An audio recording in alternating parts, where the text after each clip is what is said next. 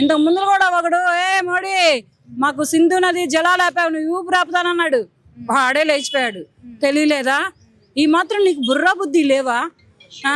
ఇండియాని లేపేస్తాం, మోడీని లేపేస్తాం అంటానికి.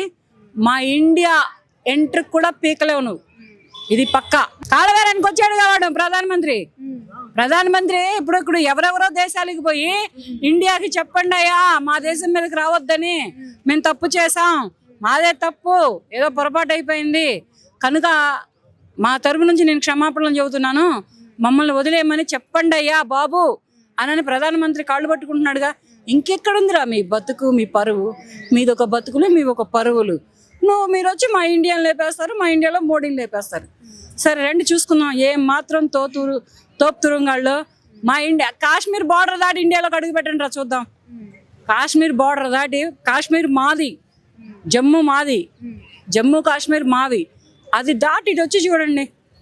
6 ఏళ్ల పిల్లాడితో సహా 60 ఏళ్ల ముసలాడి వరకు నీ మీద పోటెత్తకపోతే అప్పుడు చూడు.